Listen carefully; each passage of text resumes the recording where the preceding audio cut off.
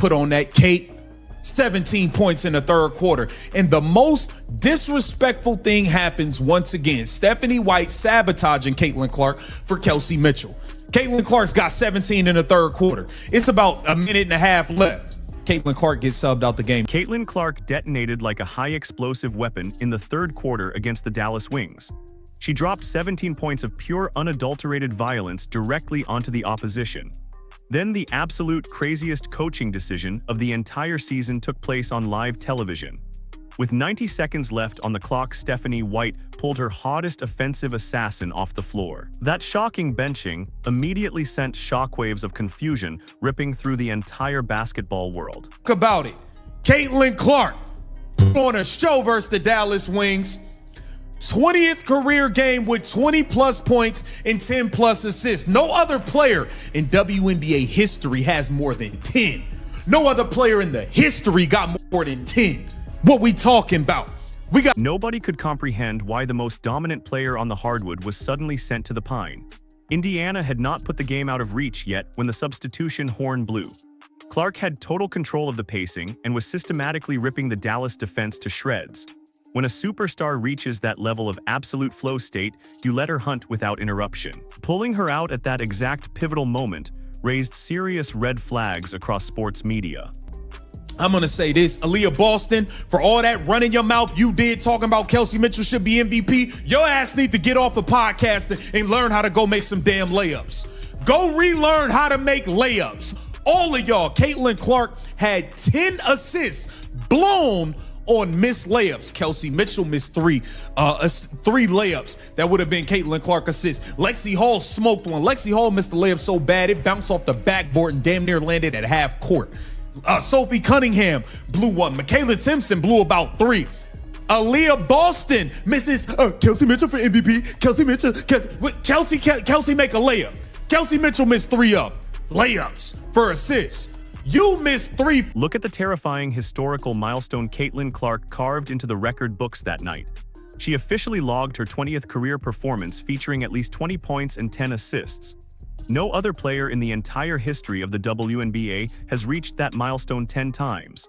She is smashing all-time professional league standards before even entering the prime of her athletic career. That is not just elite production, that is generational dominance inside the ultimate competitive arena. Sports, shout out to Angry Fan Sports. This Kelsey Mitchell 20-point streak is starting to feel like the Angel Reese double-double streak in Chicago, where we are forcing it to make sure she gets 20. Kelsey Mitchell should not have played the whole second half. She didn't have to play every minute of the second half. Why is Caitlin Clark getting subbed out when she got 17 in the quarter and she's carrying the team, but Kelsey Mitchell is staying in? Because y'all wanted her to get that damn 20 points. Let's be real here. Kelsey Mitchell is not the MVP. The raw statistics do not even begin to capture the true violence of her offensive execution.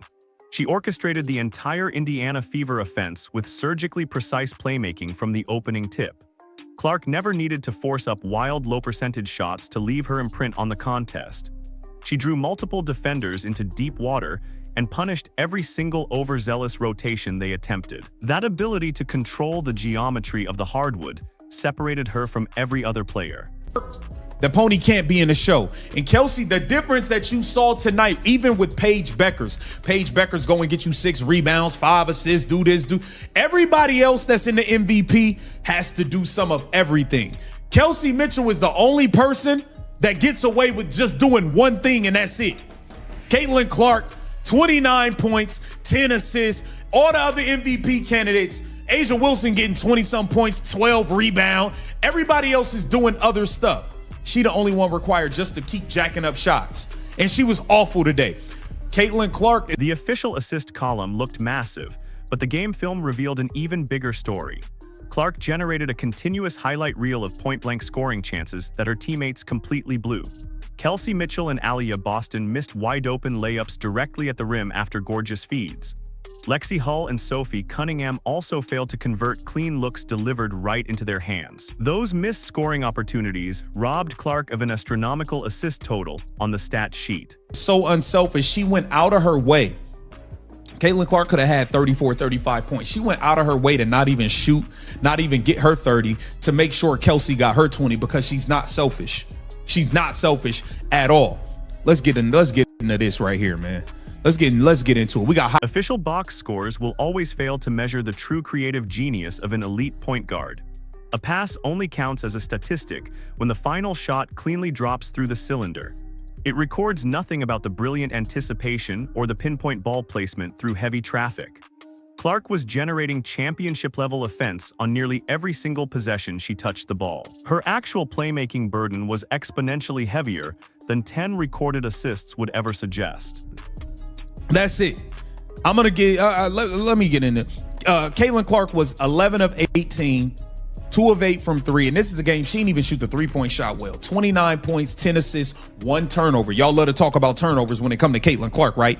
1 turnover for Caitlin Clark. Kelsey Mitchell, 23 points on 9 of 21 shooting, 1 of 7 from 3. The girl was jacking up shots and hunting that damn 20 points down in that fourth quarter. You can't tell me no different. While Clark was shredding the Dallas defense, a bizarre secondary storyline began unfolding on the bench. Kelsey Mitchell remained on the hardwood, soaking up heavy minutes throughout the entire second half. Fans and analysts instantly noticed the strange rotation pattern playing out in real time. It began to look like the coaching staff was actively protecting Mitchell's consecutive 20-point scoring streak. That narrative ignited an explosive debate about what the coaching staff truly prioritized in that matchup. It ain't gonna happen one night, but y'all forced it. I'm gonna keep it real. Aaliyah Boston, 16 and 10. You wasn't that good. I keep it real. You was missing layups left and right. Ty Harris came off the bench 5 of 5 from 3 with 15 points. Michaela Timpson played all right. She just was fumbling the ball. Everybody was missing layups for the Indiana Fever. Paige Beckers dominated Kelsey Mitchell. Dominated her. 29 points, 6 assists, 6 rebounds. You see how she did some of everything? Kelsey just does one thing and that's it. And if that ain't working, that's it. Paige Beckers had a good game. Arike wasn't very good. She did finish with 20 points, but the Indiana Fever beat the... Wanting a veteran player to hit personal milestones is understandable inside a professional locker room. However, benching your hottest star while an inefficient scorer stays in to hunt points looks terrible.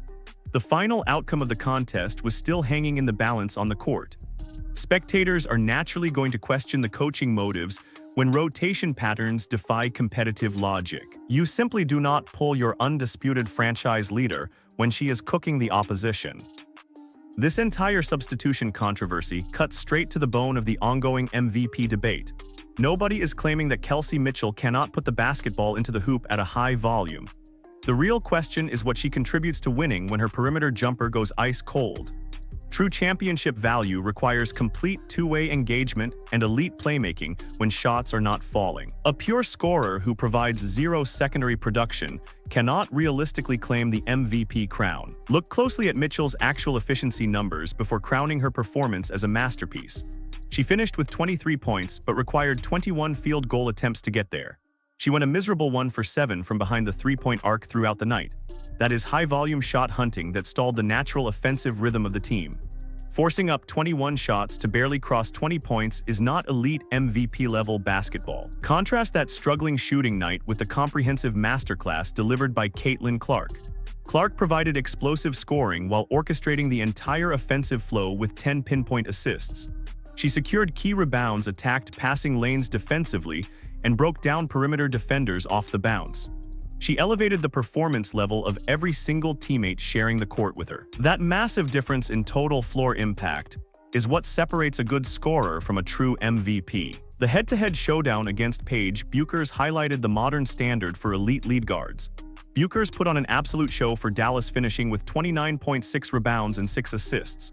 That well-rounded statistical explosion demonstrates the heavy tactical burden placed on superstar primary ball handlers today. You have to score, rebound, facilitate, and make quick decisions under intense defensive pressure. Clark and Bueckers both proved they possess the complete multi-dimensional skill set required to carry a franchise. Caitlin Clark showcased incredible selflessness by repeatedly giving up easy looks for her own scoring totals. She easily had the hot hand to chase 35 points and pad her personal scoring stats. Instead, she consistently made the right basketball play by finding open shooters and cutters in rhythm. She refused to compromise the integrity of the team offense just to chase individual headlines. That unselfish maturity inside a high-pressure professional game proves her genuine commitment to winning. Clark fundamentally controlled the entire game without needing to monopolize every single offensive touch. She attacked the paint with aggressive downhill burst, forcing the Dallas defense to collapse in panic. The moment the help defenders stepped up, she fired cross-court lasers to wide-open perimeter targets. Her ability to process defensive rotations at lightning speed left Dallas completely exhausted and helpless. She dictated the tempo of the entire second half, like a master conductor on the hardwood. Take a close look at the absurd shooting efficiency Clark registered on the final box score. She exploded for 29 points while shooting a blistering 11 for 18 from the floor. She did that while knocking down perimeter jumpers and finishing through physical contact at the rim. That is world-class scoring accuracy combined with primary Tier 1 playmaking on the biggest stage. She dismantled an athletic Dallas defensive backcourt with lethal precision from start to finish. The most impressive statistic of the entire night was Clark committing only one single turnover. Her critics have constantly attacked her high turnover numbers throughout her young professional career. Delivering a high-usage 10-assist masterclass while coughing up only one turnover completely destroys that lazy narrative. She protected the basketball flawlessly while orchestrating an explosive high-octane professional offense. That kind of flawless ball security under intense full-court pressure proves her massive tactical growth. Comparing the two Indiana guards side by side exposes a massive gulf in total offensive efficiency. Clark dropped 29 points on 18 shots while dishing 10 assists with only one turnover. Mitchell needed 21 shots to scrape together 23 points while offering very little playmaking support. Looking purely at raw scoring totals without factoring in shooting percentages creates a wildly deceptive picture. Clark was undeniably the superior engine driving Indiana's offensive production throughout the entire contest. Indiana did not secure this victory solely on the shoulders of Caitlin Clark alone. Ty Harris stepped off the bench and provided an absolute flamethrower performance from the perimeter. She went a perfect 5 for 5 from three-point range, racking up 15 critical points. Her lights-out shooting completely opened up the spatial geometry of the entire basketball floor. Dallas could no longer afford to aggressively trap Clark without paying a devastating defensive price. Aliyah Boston anchored the interior battle with 16 points and 10 hard-earned rebounds for Indiana. Her physical presence in the paint gave the Fever vital second-chance scoring opportunities throughout the battle.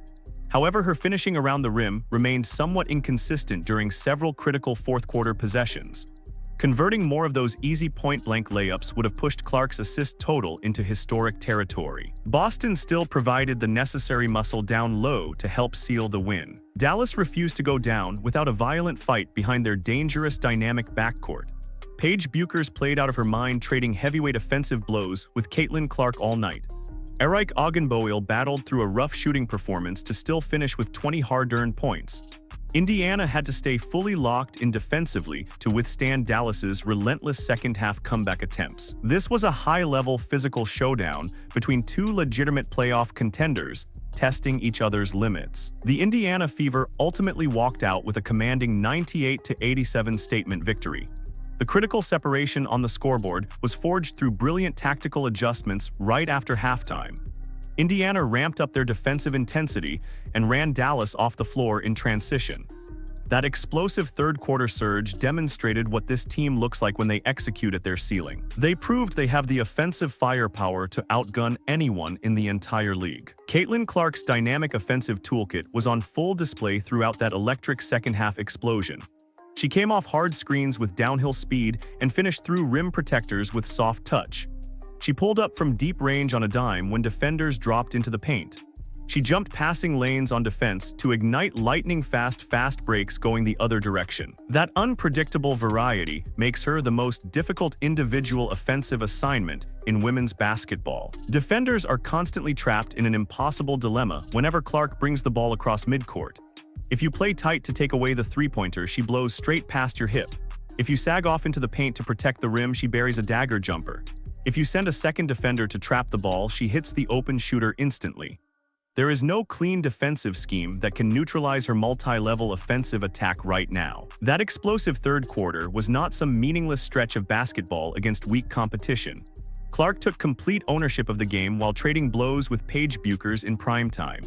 It turned into a thrilling heavyweight clash between two of the most electrifying young stars alive. Clark answered every single Dallas run with a clutch bucket or a jaw-dropping assist delivery. That takeover mentality is exactly what transforms a talented prospect into a legitimate franchise savior. True superstar status is defined by the ability to systematically elevate your entire team's offensive ceiling. Any decent professional scorer can catch fire and knock down shots on a random Tuesday night. Clark does not just hunt points, she fundamentally organizes and commands Indiana's entire five-woman unit.